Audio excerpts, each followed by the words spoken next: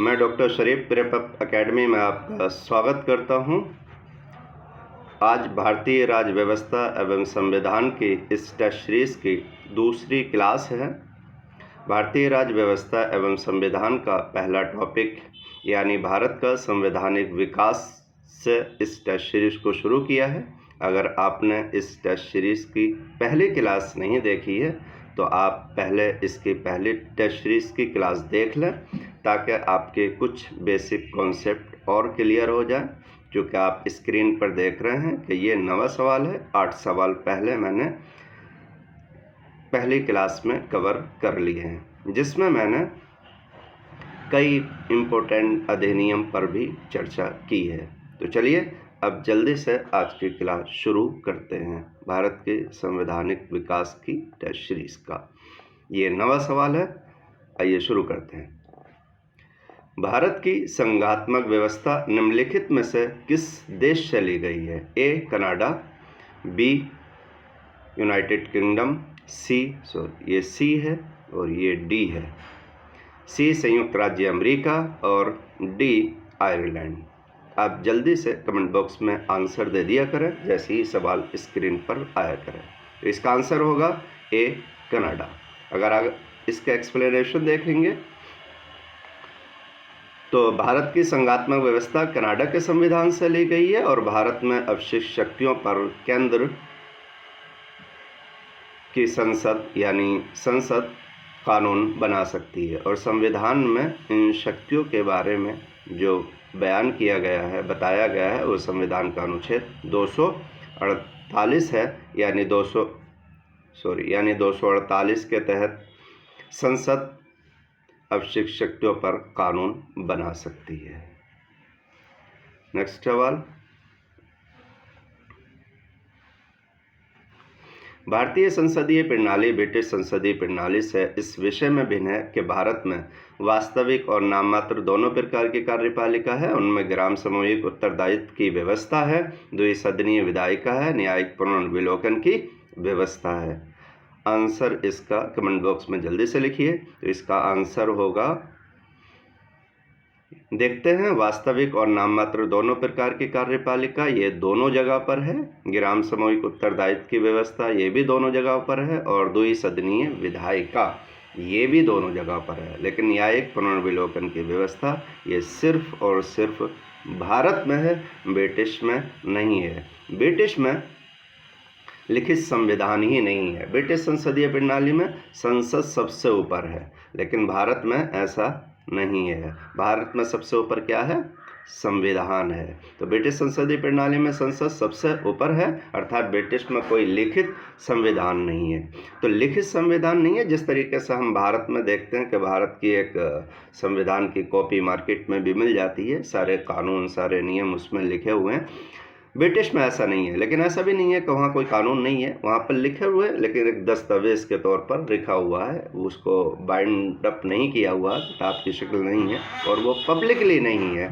उसमें एक चैप्टर करके वहाँ सारी चीज़ें लिखी हुई हैं, लेकिन इसीलिए कहा जाता है ब्रिटिश में कोई लिखित संविधान नहीं है। भारत में न्यायिक पुनर्विलोकन की व्यवस्था है अनुच्छेद 13 के तहत। यानी सुप्रीम कोर्ट, अगर कोई संसद ने ऐसा कानून बनाया है जिसको कार्यपालिका ने आदेश जारी करके लागू करवा दिया है और सुप्रीम कोर्ट को लगता है कि ये संविधान के बेसिक स्ट्रक्चर, मूल ढांचे को विफल कर रहा है, तो सुप्रीम कोर्ट को अनुच्छेद 13 के अनुसार ये अधिकार है कि वो उतना पोर्शन जितना संविधान के मूलभूत ढांचे को विफल कर रहा है रद्द कर सकता है, और अगर वो पूरा कानून ही संविधान के मूल ढांचे को विफल कर रहा है तो उसको रद्द कर सकता है।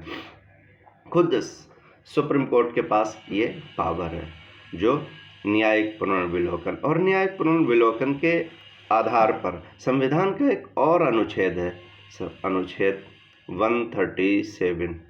इन दोनों अनुच्छेदों के आधार पर सुप्रीम कोर्ट ने अगर कोई ऐसा निर्णय दिया है जिसमें वो खुद दूसरी बार निर्णय को बदलना चाहता है तो वो अपने निर्णय को परिवर्तन भी कर सकता है। भारतीय संविधान में न्यायिक पुनर्विलोकन की संकल्पना अमेरिका के संविधान से ली गई है, ये बात भी आपको पता होना चाहिए। नेक्स्ट क्वेश्चन, भारतीय संविधान में निहित मौलिक अधिकारों की अवधारणा किस देश के संविधान से ली गई है? बहुत आसान सा सवाल है। ए फ्रांस, बी ब्रिटेन, सी संयुक्त राज्य अमेरिका और डी रूस। एक आसान सा सवाल है, इसका आंसर होगा सी संयुक्त राज्य अमेरिका। भारतीय संविधान में मौलिक अधिकारों की अवधारणा अमेरिका के संविधान से ली गई है। ठीक है, ये बहुत एक आसान सा सवाल था, बार बार ये सवाल पूछा जाता है। अगला सवाल, डॉक्टर बी.आर. अम्बेडकर का संविधान सभा में निर्वाचन कहाँ से हुआ था? पश्चिम बंगाल से, मुंबई प्रेसिडेंसी से, तत्कालीन मध्य भारत से और पंजाब से। इस सवाल में कन्फ्यूज़न रहता है अक्सर से, चूँकि डॉक्टर बी.आर. अम्बेडकर का जो निर्वाचन हुआ था वो पश्चिम बंगाल से भी हुआ था और मुंबई प्रेसिडेंसी से भी हुआ था, बट इसका आंसर होगा मुंबई प्रेसिडेंसी। इसका आंसर बी होगा। क्यों होगा कि जब पश्चिम बंगाल से हुआ था तो उस समय भारत आज़ाद नहीं हुआ था, अविभाजित जो बंगाल था उससे डॉक्टर भीमराव अंबेडकर का निर्वाचन हुआ है, और जब भारत आज़ाद हो जाता है, डॉक्टर भीमराव अंबेडकर का जो संविधान के शुरुआती चुनाव में भारत के बंगाल प्रांत के पूर्वी भाग से हुआ था, जब भारत विभाजित नहीं हुआ था। लेकिन विभाजन के बाद डॉक्टर भीमराव अंबेडकर मुंबई प्रेसिडेंसी के क्षेत्र पूना से उपचुनाव में निर्वाचित हुए थे। तो कई बार जब इस तरीके का सवाल पूछा जाता है तो यही जानना चाहता है कि आपने ये जाना है मुंबई प्रेसिडेंसी ही इसका आंसर होता है, और ये आंसर कई बार कमीशन ने माना भी है। इसलिए आप पश्चिम बंगाल मत बोलना। अगर ये बोले कि पहला कब, पहला या पहली बार या विभाजन से पहले कुछ ऐसा है, तभी पश्चिम बंगाल लगाना, वरना इसका आंसर मुंबई प्रेसिडेंसी ही होगा। ये गलतियां मत करना। नेक्स्ट सवाल, डॉक्टर भीमराव अंबेडकर का जन्म और मृत्यु कब हुई है? ए 1886 यानी जन्म और 1951 मृत्यु, 1891 1956, 1877 1961, 1889 1961। तो इसका आंसर होगा बी, यानी 1891 से लेकर 1956 तक, 1956 तक।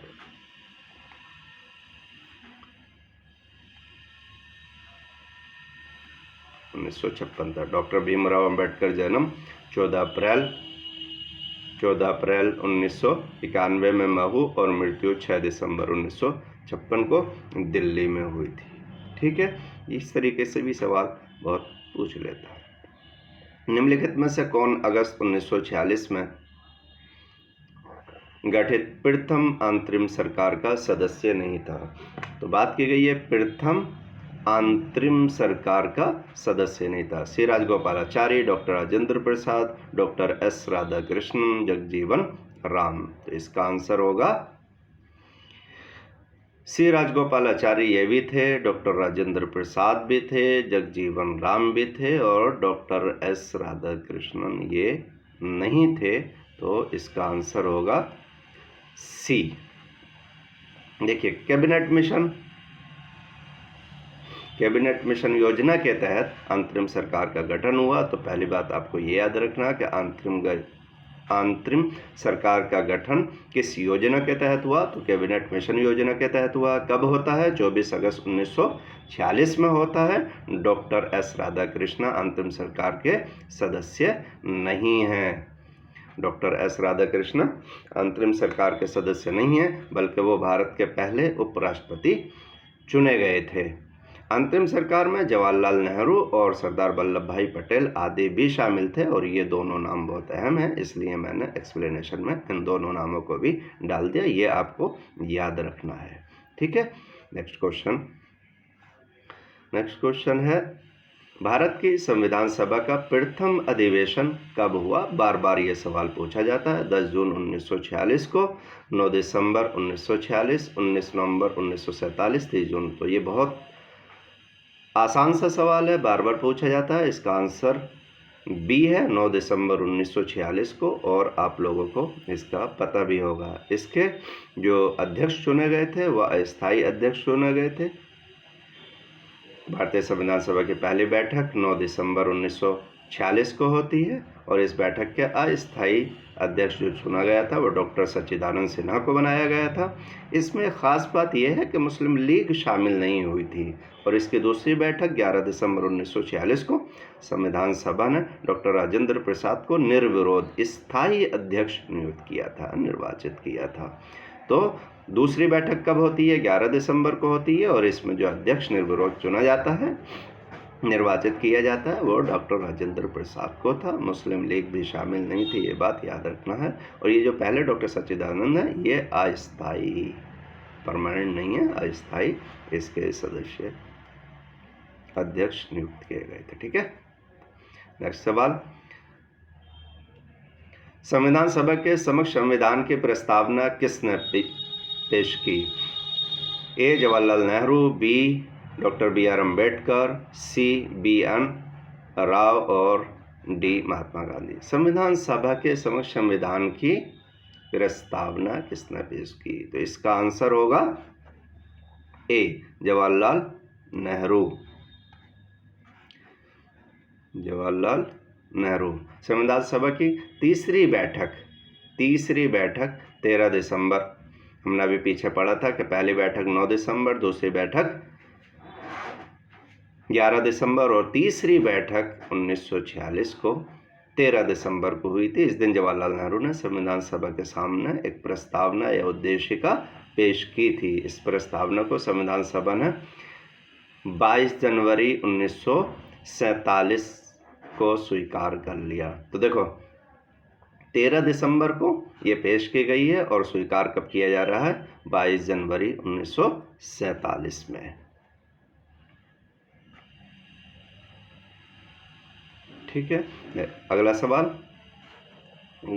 है, भारतीय संविधान के निर्माण के लिए भारतीय संविधान सभा के कुल कितने अधिवेशन हुए थे? तो कुल कितने अधिवेशन हुए थे? बहुत आसान सा सवाल है, 7, 9, 11, 15। तो इसका आंसर होगा 11, सी। बहुत आसान सा सवाल है ये।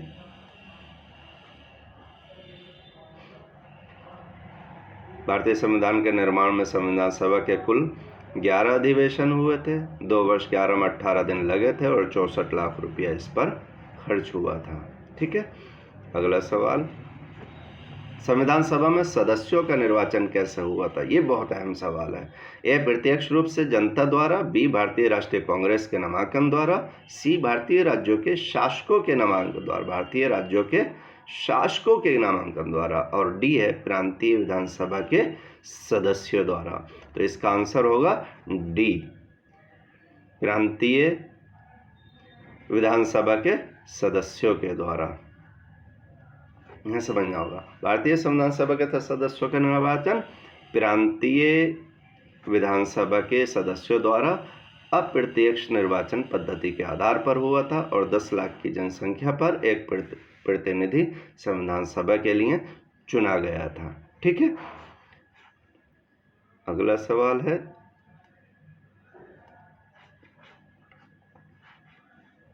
संविधान सभा के कानूनी सलाहकार कौन थे? कानूनी सलाहकार कौन थे? A doctor B R. Ambedkar, B doctor Rajendra Prasad, C B N. Rao और डी के.एम. मुंशी। इसका आंसर होगा सी, बी.एन. राव। संविधान सभा के कानूनी सलाहकार, लीगल एडवाइजर, ये है एडवाइजर सलाहकार के रूप में सर बेनेगल नरसिम्हा राव को नियुक्त किया गया था। ये बहुत अहम सवाल है और बच्चे इसको गलत भी कर देते हैं। अगला सवाल, यह आखिरी सवाल भी है, भारतीय संविधान को 26 नवंबर 1949 को किसके द्वारा अधिनियमित किया गया था? ए संविधान सभा द्वारा, बी भारत के गवर्नर जनरल द्वारा, सी भारतीय संसद द्वारा और डी ब्रिटिश संसद द्वारा। तो भारत के गवर्नर द्वारा ये तो होगा नहीं, भारतीय संसद द्वारा, संसद अभी बनी नहीं है पूरे तौर पर, और ब्रिटिश संसद द्वारा जब आज़ाद हो रहे हैं, तो इसका आंसर होगा संविधान सभा द्वारा, यानी आंसर ए होगा इसका।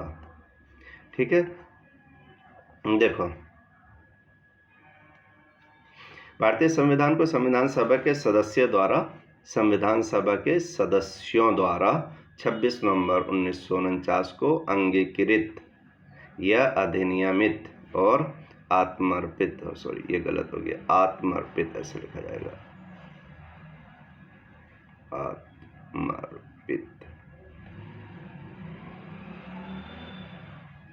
आत्मर्पित किया गया था। और इन तीनों शब्दों को याद ही रखना, अंगीकृत, अधिनियमित और आत्मर्पित। और इनका मतलब नहीं समझ में आए तो समझ लेना स्वीकार करना, कबूल करना। कबूल करना तो बहुत लोगों को समझ में आता ही होगा, कुछ लोग कबूल कर भी चुके होंगे और कुछ लोग कबूल करेंगे, अभी इंतज़ार देख रहे हैं, सिलेक्शन हो जाए तब उसके बाद में कबूल करेंगे। कुछ लोग तैयारी करते करते 4-5 साल हो जाते हैं और कबूल कर लेते हैं। ठीक है, भारतीय संविधान का प्रारूप 26 नवंबर 1949 को तैयार हुआ था और संविधान के कुछ प्रावधान 26 नवंबर 1949 को भी लागू किए गए थे। कुछ ऐसे प्रावधान थे जो 26 नवंबर 1949 को ही लागू कर दिए गए थे। चलो ठीक है, थैंक यू सो मच। आप इस वीडियो को ज़्यादा से ज़्यादा शेयर करें और लाइक करें। अगर इस वीडियो में कुछ सजेशन देना चाहते हैं तो आप हमें कमेंट्स बॉक्स में लिखकर बता सकते हैं, हम उसका स्वागत करेंगे। Thank you so much.